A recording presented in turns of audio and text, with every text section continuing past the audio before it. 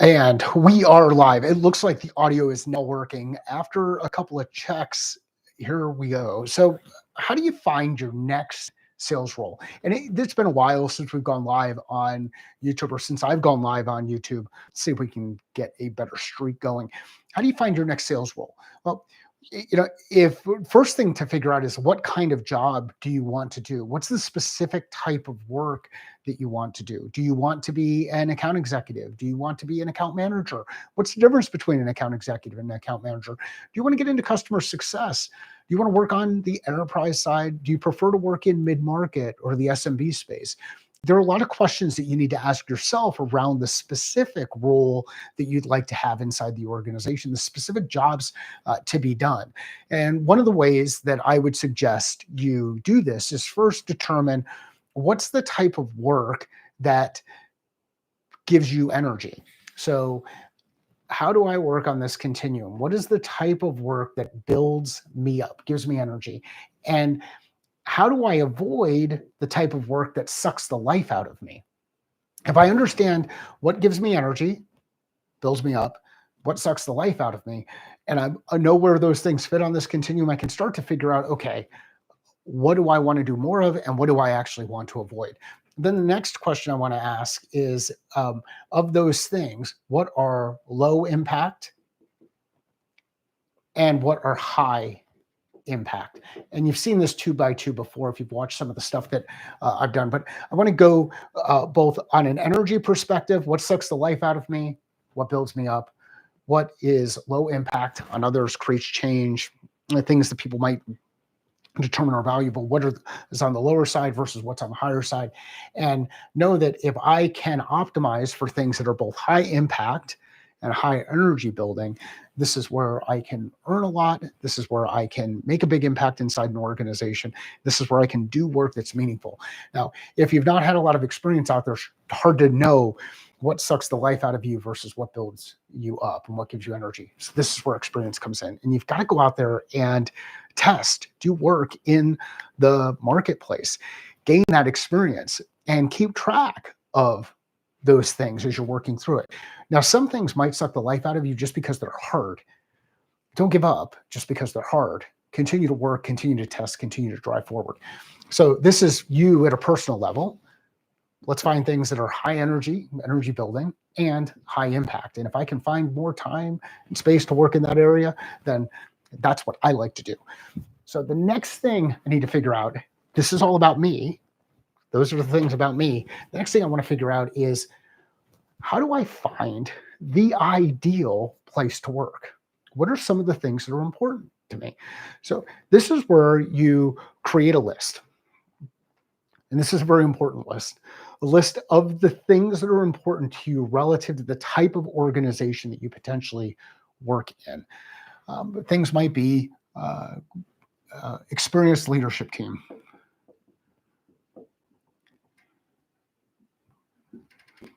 Another thing might be that they are seen as a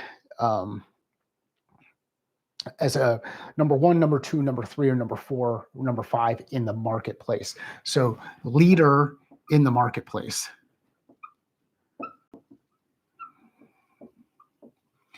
Maybe you want to work with a type of company that does a specific type of work.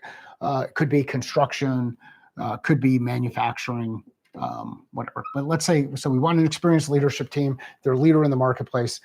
Maybe they're specifically in the construction marketplace as an example, or maybe they're in vertical SaaS, whatever that is. Experienced leadership team, leader in the market, construction. Want them to have more than 200 employees. Why is 200 important? 150 is where an organization usually runs into a lot of tension. Things start to change as things start to break up a bit. I think this is the Dunbar number. Anyhow, when organizations start to run into that tension, if they can get to the 200-person mark, they typically have solved for some of the organization and operational challenges inside the business. Maybe that's your number. Maybe it's not. Maybe it's less than 200. Maybe it's more than 200. I'll just say more 200 plus employees. And let's say that they have been in business for more than 5 years, maybe more than 10 years. So let's say 10 plus years in business. And maybe the other thing that's important to you is something specific about where the team is located, where the leadership team is located.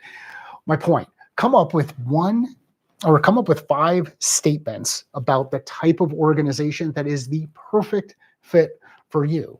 A lot of times it's easier or simpler to come up with the non-fit, the anti-organization you want to be, that you want to avoid. Look at it both ways. List of the things that it has to have, or a list of the things that it absolutely does not have. It's important to have that list. So once I get this list, and I'm going to tighten this up a little bit, I'm going to use it specifically around an ICP, ideal customer profile, relative to the types of organizations that I like to work with, because that's personal. You come up with your own list, but this one's going to be personal for me. Number one, I like to work with organizations where the founder has a technical expertise, operational or technical expertise. So technical founder is important to me.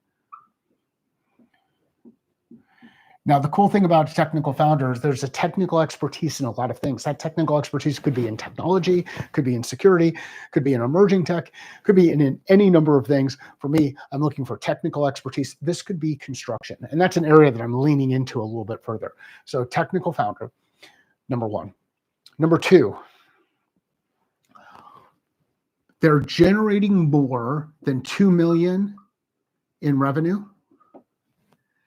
And typically, at the point when I engage with them, less than 30 million.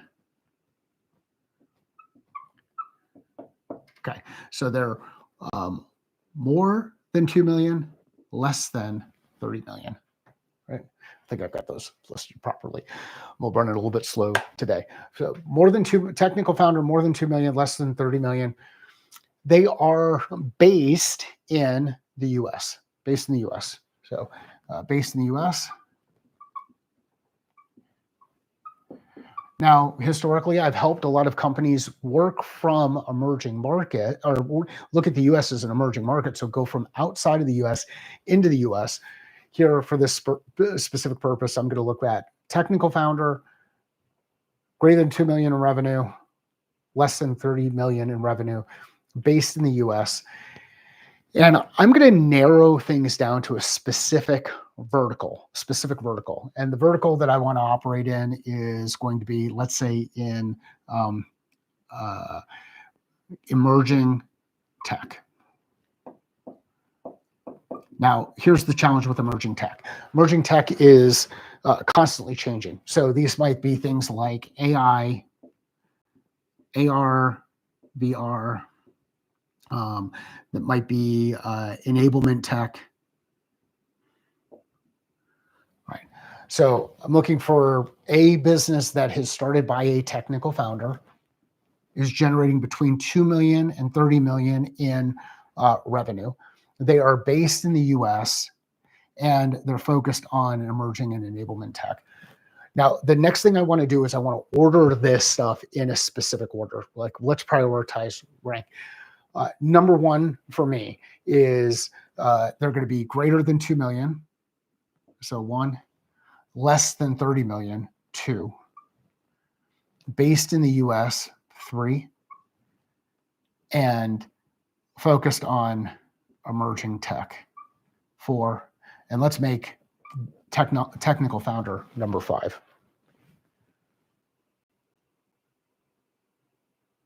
That's my priority list. So I go through and I put it. Now, how do I plot this up against a chart? Number one, let's take the first one, greater than 2 million in ARR. So that should be this, 2 million ARR. Okay, greater than 2 million ARR. If they are less than 2 million, they fall on this side, 0. If they fall on this side, 1, meaning go ahead and go. The next one is less than 30 million in cash, or 30 million in revenue. Again, greater than 2 million, less than 30 million. And I can go through and I can do a search in a tool like LinkedIn or Crunchbase or a couple of other tools to determine who are the companies that fall into this specific criteria. So greater than 2 million ARR, less than 30 million in revenue, based in the US based. Again, 0 on this side, I eliminate them. 1 on this side, go forward. Focused on emerging tech.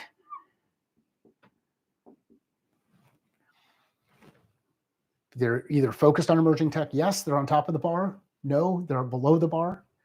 And then the last piece, technical founder. Okay.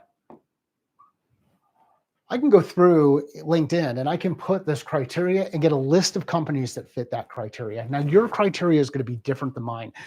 This is very personal. It's figuring out, hey, maybe do I want to work with organizations who have a certain number of people inside that organization? Like we talked about, greater than 200 people. Do I want to work in an organization who has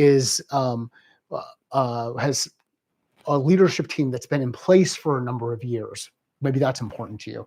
Do I want to work inside an organization who works with a specific group or specific category of customers? Do I want to work inside an organization who solves for a specific problem? The specific problem that emerging tech companies typically are solving for is, how do we enable and empower people and businesses to do things better and faster? How do we leverage these technologies to drive transformation in the business, drive enterprise value? That's what makes that piece exciting to me. The key part about the process is I want a list of 4 to 5 points that are important to me that describe the type of company I want to be a part of. Then I want to stack rank those in an order, in order of importance. And then I want to build out my filters in something like LinkedIn or some of the other tools that are out there to identify the companies that fit those criteria. The first part is understand your criteria, number 1. The second part is prioritize your criteria, number 2. The third part is go ahead and plot it up against something like this area chart or this territory plan so that you identify who are those perfect fit organizations that would be amazing for you to work with as the next phase of your career. Cool thing about this is it applies both in go-to-market, so identifying your ideal customer, the type of customers, companies that I might want to work with, or people that would be a really good fit for the Phoenix Club as an example, organizations that like to speak at, associations that have events where I'd like to speak. You can be very deliberate about how you use a tool like this to identify your ideal customer profile, your ICP, at both an organization and then an individual role perspective. This is a territory plan. It has been repurposed to create focus through lines of clarity. These lines of clarity empower us to say no, cut off things that aren't the right fit for us. I hope that's helpful for you. Let me know how you use this to help you identify those 5 to 10 companies that you would love to work for, that would be excited to have you inside your organization. And if you have questions, you know where to find me. Thank you.